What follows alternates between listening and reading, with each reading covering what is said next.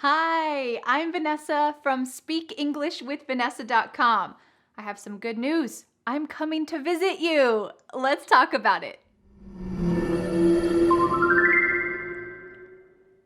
I can't wait. I just booked my flight.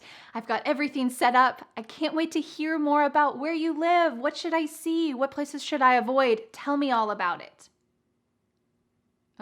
Is your heart starting to beat? Tell you about where I live? What? What do I say? How do I explain it?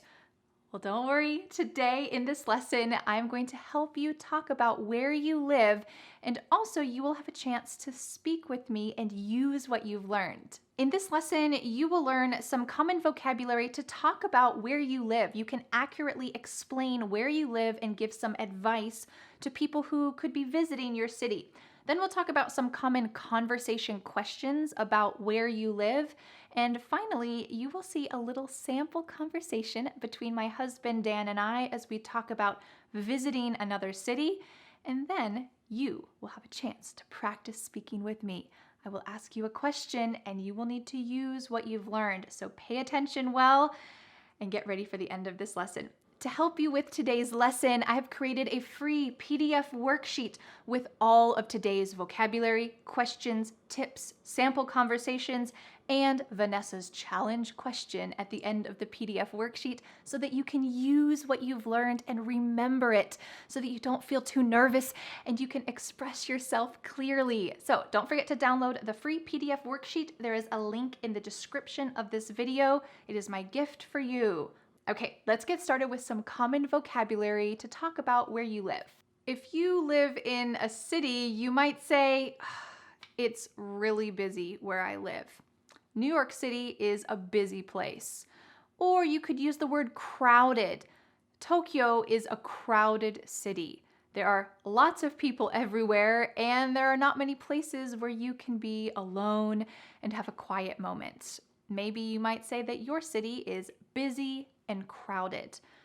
What's the opposite of this? You can say, Stockholm, Sweden is a relaxed city. It's a quiet place. I don't know, I've never been to Stockholm. If you're from Stockholm, Sweden, let me know. But you might say, where I live is just a relaxed place. Or we can say, it's relaxing. If you come visit where I live, it's very relaxing and quiet. Maybe that's because it's in the country. Let's go on to these two common words to talk about the type of place you live. You might say, yeah, I live in Delhi, India, and it's one of the largest urban areas in the world. There are so many people here. It's busy, it's crowded, it's an urban area. And this means it's the city. It's quite busy, it's crowded, it's an urban area. There's not many trees, not much nature. But on the other hand, you might say, I live in the country. The word country means United States, France, Japan, these places, but in the US we use this to mean countryside. We do say countryside sometimes, but we're more likely in the US to say I live in the country. That means in nature. Maybe there's some farms around you, maybe there's forests around you, and you don't live in a busy urban city center. You live in the country. So I wonder for you, do you live in the country or do you live in an urban city center? Do you live somewhere that's difficult to get to?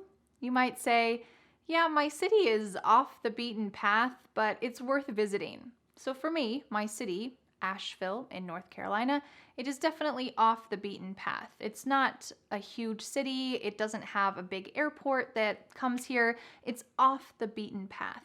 But if you want to check out some other local sites in the US, it could be nice to visit. It's off the beaten path. This also can be used to talk about locations within a city. So, if you visit Paris and you go to the Eiffel Tower and then you get hungry, well, the places that are close to the Eiffel Tower to eat, those are what we call tourist traps. Those places are only for tourists. They're extremely expensive. They're not high quality. It's just to trap tourists. But if you want to eat at a great location, you might go somewhere off the beaten path. This is somewhere that not many other people go to, And it's an expression that's great to use about like little secret local locations. So when I visit your city, I might ask, are there any places off the beaten path that I can visit? Are there any restaurants off the beaten path that only locals know about? What is something off the beaten path that I can do? Well, let's say that where you live is not extremely popular, but it's becoming more popular. Maybe because of the pandemic last year, people are traveling to different types of destinations. Maybe they're deciding to travel to more nature places, places that are in the mountains or places that are not in big city centers. Well, that might mean that where you live is becoming an up and coming place. We use this term up and coming to talk about somewhere that's not extremely popular, but it's becoming more popular. So you might say, yeah, my city isn't really popular right now, but it's an up and coming place. You've got to check it out. We can use this on a smaller scale, just like off the beaten path, to talk about a restaurant or a neighborhood. Yeah, that neighborhood used to not be a good neighborhood, but now it's an up and coming neighborhood. You've got to walk through it, just look at the houses, look at the architecture, enjoy the sights. So you might say it's an up and coming place. Excellent expression. Our final expression to talk about where you live is must see, or some must-see locations. Can you imagine what this means? Does it mean it's not important to see it? Nah, you can skip that. No, you must see this. So, for example, when you visit Egypt, the pyramids are a must-see. So we can use it as a noun, a must-see. Of course, when you go to Egypt, the pyramids are a must-see. When you go to London, Big Ben is a must-see. When you go to New York City, the Empire State Building is a must-see. These are kind of like the top things that you need to see. But even if you don't live in one of those really popular cities, if you live somewhere a little bit off the beaten path, you can still use this expression. You might say, in my city, yeah, this view on the top of the mountains, yeah, that is a must-see. You drive up this hill and you can have a great 360 view. That is a must-see. So it's something that you cannot miss when you visit that location. So when I visit your city, tell me, what are some places that are a must-see? I don't want to miss them. Next, let's talk about some common questions that you can ask other people about where they live, and also other people will ask you about where you live. So make sure you're comfortable answering them about where you live. The first question is, where are you from? This is an extremely common question, and you can just say, yep, I'm from the US. But it's nice to give a little more details. So you might say, I'm from Asheville in North Carolina. It's a pretty quiet place, but it's kind of up and coming. Great, you're giving some details. It's quiet, but it's also up and coming. I live in Asheville. You're inviting a conversation. If you just say, I'm from the US, or I'm from Asheville, that's where I'm from, someone might ask you, what's it like there? Or if someone doesn't give you more details about where they live, they just say, France. I live in London. I live in LA. Okay, well, you might want some more details. You want to continue the conversation. This is a great question to ask. What's it like there? What's it like there? What is it like there? They might say, oh, it's so hot in the summer, but in the fall, it's awesome because we get some great leaves and you gotta check it out in the fall. Excellent. If someone has not mentioned the weather yet, you can say, what's the weather like there? They can go into some details. You could say about your city, the winter is so cold, we get tons of snow, but when it melts in the spring and all of the leaves become green and the flowers bloom, it's awesome. You gotta visit in the spring. If you have not told someone what time to visit yet, they might ask, what's the best time to visit? So when Dan and I were planning a trip to go to Costa Rica a couple years ago, we did a lot of research about what is the best time to visit Costa Rica. Their seasons are very different than our seasons, and we were going to be spending a lot of time outside. So we wanted to make sure it wasn't going to be raining the whole time, wasn't going to be pouring down rain or too hot the whole time. So we asked this question, when's the best time to visit? So someone might ask you, when's the best time to visit your city? For my city, I think the best time to visit is the fall. The leaves are beautiful in the mountains. There's so many different colors, and the air is so crisp and fresh. You gotta visit in the fall. If someone asked you, what's your city known for? What would you say? This means, what is your city famous for? Or why do people visit your city? It might just be something simple, like, the air is so fresh. Or it might be, oh, they just love this pastry, this type of dessert that's made in my city, and a lot of people like to come and eat that pastry. Cool. It could be something simple, or if you live in a bigger place, you can obviously talk about some famous destinations that your city is known for. But if people have not heard about your city, they might ask this question, oh, what's it known for? What's your city known for? And then you can think about some great places to visit that people might be interested in.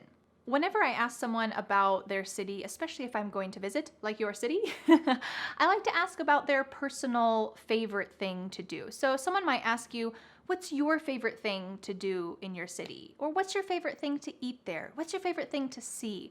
Because I think that local people's perspectives are often different than a tourist perspective. So finding out what the locals like to do, specifically what you like to do, can be really valuable and can add to a rich visiting experience. So if I asked you, what's your favorite thing to do in your city?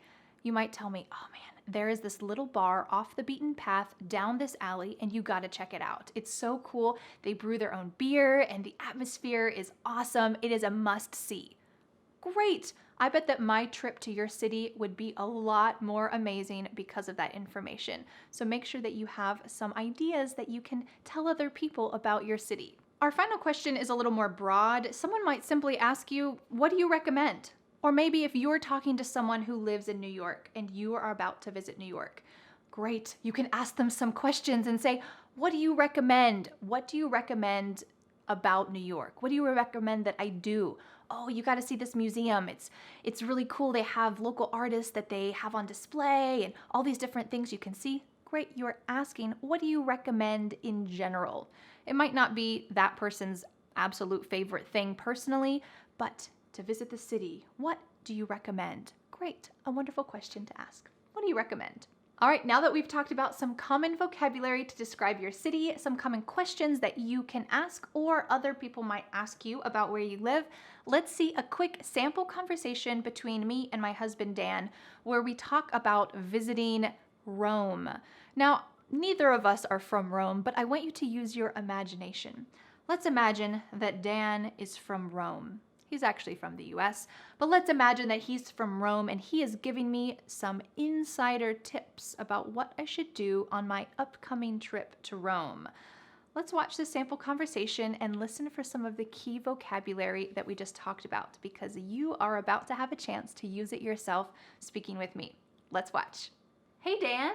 Hey Vanessa, are you excited for your trip to Rome? Yeah, I can't wait. It's such a historic place. But are there any tourist traps I should avoid? Yeah, avoid all the gelato shops, except this one. It's off the beaten path, but trust me, it's worth it. Oh, thanks for the tip. Any other must-sees? Well, the Colosseum is great, but my favorite thing to do is wander around and see all the little chapels. It's usually more relaxed and less crowded that way. Oh, that's good to know. Thanks for the tip. No problem. Enjoy your trip. I will. All right, now it is your turn. I'm going to ask you some questions about where you live because I'm coming to visit. I need to know what it's like. I'm going to ask you some questions and then I will pause. I will be listening to you wherever you live around the world. I will be listening, so please speak out loud. Use the expressions that you've learned, and I can't wait to learn more about your city. Are you ready to get started? Hi, I'm taking a vacation to your city and I can't wait. Tell me, what's the weather like in the summer? I need to know what I should pack.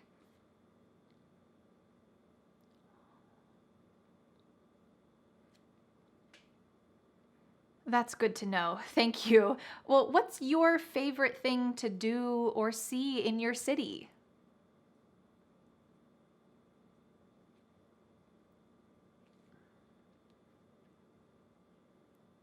Wow, that sounds really interesting. So I gotta know, are there any tourist traps that I should avoid when I go?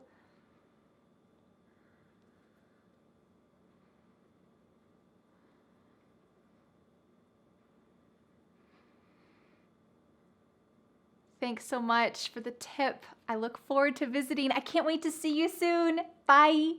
All right, how did you do having this conversation with me? You're welcome to review that and say it again and again and again to practice and grow your confidence. So now I want to learn about where you live in the comments. Tell me, what is a must-see place in your city? Let us know in the comments. I can't wait to learn more about where you live, and feel free to read other comments as well to get to know other places around the world. And don't forget to download the free PDF for today's lesson so that you can review all of the common vocabulary, questions, sample conversations, and also answer Vanessa's challenge question at the end of the free PDF worksheet. You can download it with the link in the description so that you can continue practicing and master conversation in English. Well, thanks so much, and I'll see you again next Friday for a new lesson here on my YouTube channel. Bye. The next step is to download the free PDF worksheet for this lesson. With this free PDF, you will master today's lesson and never forget what you have learned. You can be a confident English speaker. Don't forget to subscribe to my YouTube channel for a free English lesson every Friday. Bye!